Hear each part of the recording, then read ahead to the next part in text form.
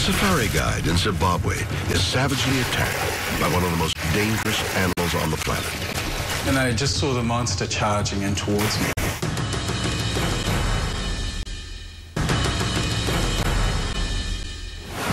You know, I've spent a lot of time in Africa stalking this big game.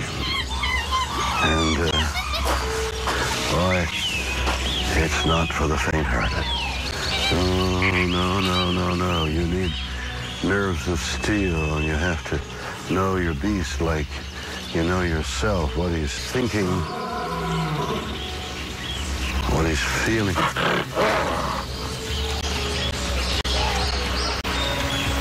Make one mistake, and it could be your last.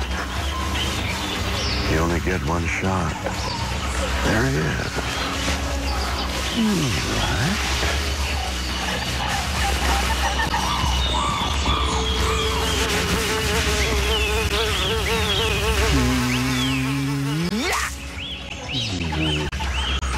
That was intense. These things bug me. March 9th, 1996. A group of tourists make their way down the Zambezi River in Zimbabwe. Safari guide Paul Templer is leading them with his friend Evans Namazango. I mean, the scenery there was just beautiful. We were drifting down this little narrow jungle-lined channel, and just ahead of us, the mist was rising up above Victoria Falls. Passing a bend in the river, they come up on a pod of hippos. They were just sitting there sunning themselves, wallowing in the shallows. And so I started telling them a little bit about hippos. I didn't mention to them the fact that every year in Africa, hippos kill more people than any other animal. Paul knows from experience to stay well clear of these massive creatures. The reason I would be particularly wary about a hippopotamus would be that not only do they grow quite large, 15 feet long, about 5 feet tall, and weigh a few tons, a fully grown bull hippo, they're very strong. So if they bite you, typically you don't fare so well. When you see a pod of hippo, over the years I'd learned to read the water, and I knew that if I stuck to shallow water, I'd be pretty safe, give them a wide berth.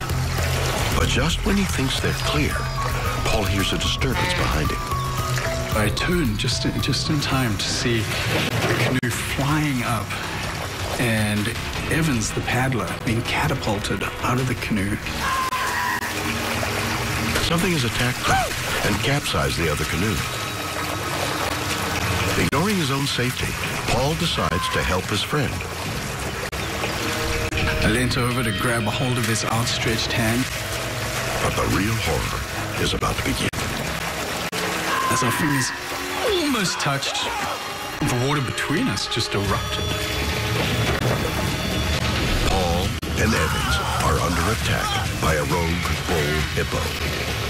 I just saw the monster charging in towards me. His mouth was wide open as he zeroed in before scoring a direct hit. His huge tusks tearing into my torso as he drove me underwater. I punched and scratched, and nothing I did had any effect. I remember at one point the hippo hurled me up into the air, and I did this crazy sort of half twist before falling back into his mouth. Sensing Paul is weakening, the hippo prepares to finish the kill by drowning its prey. I remember lying on the bottom of the river, and I was looking up. There I was, pinned inside this hippo's mouth with his tusks boring through me, and just wondering which would happen first, if I'd bleed to death or if I'd drown. It's neither. Inexplicably, the killer hippo lets Paul go. He floats to the surface, where one of the guides is there to rescue him. I just lay there, terror and panic threatening to overwhelm me, and pain just coursing through my body by this stage. But then he remembers his colleague. I looked around and there was no Evans. Mac, where's Evans? It's gone, mate. It's gone. Evans is dead, and without medical help, Paul will soon be as well. But by sheer luck, a medical team is conducting a drill on the riverbank. I made the mistake of taking a look at myself.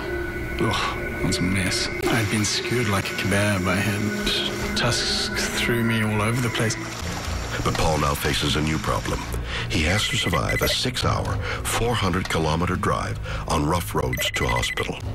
After an agonizing journey, Paul finally arrives. He's alive, but the medical staff aren't sure they can save him. I heard things like, ugh, his arms are barely still attached. That foot looks horrible. He's definitely going to lose a limb or two. Paul undergoes a 7-hour operation to amputate his left arm and patch up the rest of his mangled body. I'm told that there were 38 bite marks on me. My one foot had been crushed. A hippo tried to put its tusk through it. I ended up with a punctured lung and some broken ribs to go with that. I had bites on my face and on my spine, and there was an injury that probably came the closest to killing me. Paul's injuries should have killed him. The extensive surgery is only the beginning of a seemingly impossible recovery.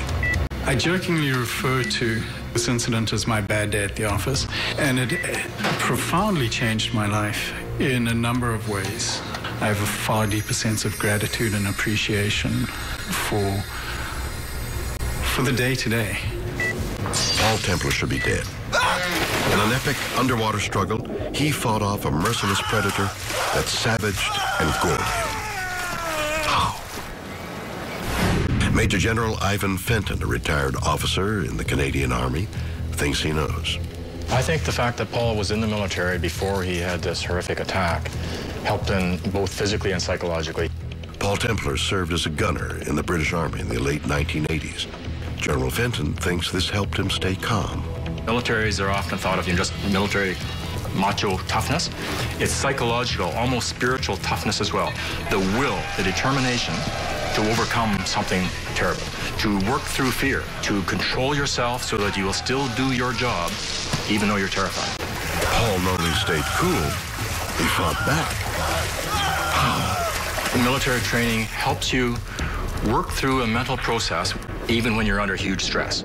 And so he was able to think of, is there a vulnerable point in this thing? Yes, the snout. Can I find the snout? Yes, start punching at the snout. Fenton also claims there was another critical factor, Paul's compassion, learned by looking out for his fellow soldiers. When you're able to focus even a small part of your consciousness on the well-being of somebody else, it helps you avoid being overcome by what's happened to you. So he wasn't thinking, oh my God, I'm going to die. He was, where's Evans? Are my customers all right? Did Paul Templar's military training save him from the vicious attack of a 3,000-kilogram hippo? Those injuries were survivable from the start.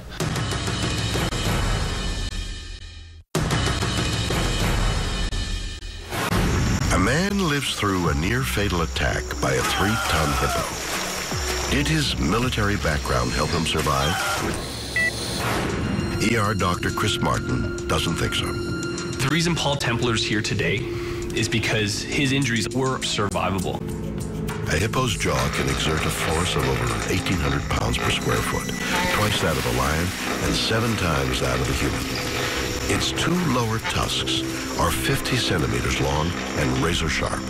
They inflicted terrible damage on Paul's body. He was a mess. His scalp was lacerated, his arm was degloved, so you can imagine seeing an arm without any skin on it. He had a hole in his chest. You can actually see his lung through his chest. Wounds like this would normally be fatal. Why didn't they kill Paul Templar? When people survive what should be unsurvivable injuries, I believe most of it comes down to luck. Had that injury hit his major vessels, his heart, had damaged the lung further, he would have died. Why were Paul's vital organs intact? Incredibly, Dr. Martin thinks it's due to a unique feature in hippo design, the shape of its massive tusks. So instead of the tusk going directly in and hitting a large vessel, lacerating the lung severely, or even hitting the heart, it curved up into his chest and limited the amount of damage underneath. Paul also had another potentially fatal wound, a severed artery under his arm. But Martin claims this too was survivable because of the way the tusk penetrated his body. Had it not been so cleanly cut that it stopped bleeding basically immediately, he would have bled to death in the Zambezi River. Did Paul Templar survive because his wounds were inflicted by tusks that acted like a surgeon's scalpel? It's incredible. I mean, it's awful about poor Paul's injuries and everything. He survived, right? And the big news here is we may have a new breakthrough in medical science. Hippo tusks could revolutionize the way we do surgery. Just imagine the savings on hardware. So let's try it. Here we have a body. Well, it's a watermelon, representing a human body anyway. And if it's true, this tusk should be able to perform accurate clinical surgical cuts far better than any scalpel. Okay, maybe that's the blunt one. We'll try this. Oh dear. No, let's go again.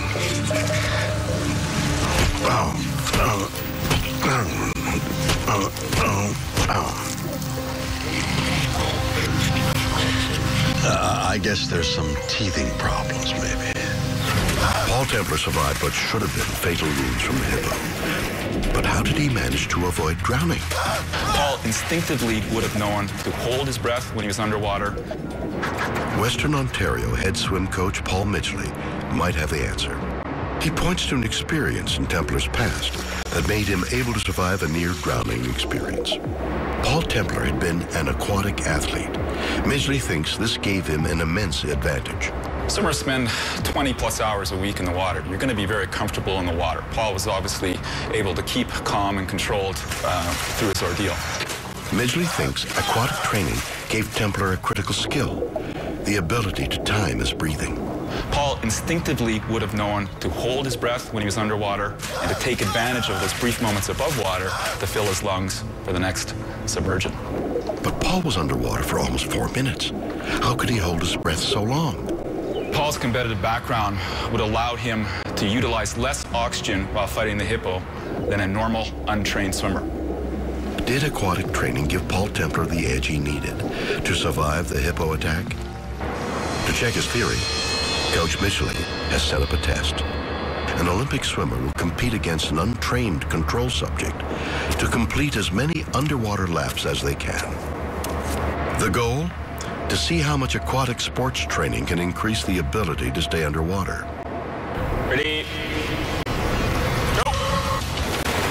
The Olympic swimmer pulls ahead almost immediately. Just see how efficient Joe is in the water. The control subject is already running into difficulty. It's really feeling it already, just after one whip. The control subject falls further and further behind until he finally gives up. I thought I could do it, but my lungs were giving out. Joe is still going strong. He could pretty much do these all day. The result is clear. The Olympic swimmer has a huge advantage in staying underwater. Definitely proves our point. You can see a competitive swimmer would handle the hypoxic aspect and definitely a lot more comfortable in the water than the non-swimmer. So is Paul's background as an aquatic athlete the key to his survival on that March afternoon? Did it give him lungs of iron that even a hippo couldn't kill? We may never know. Weird or what?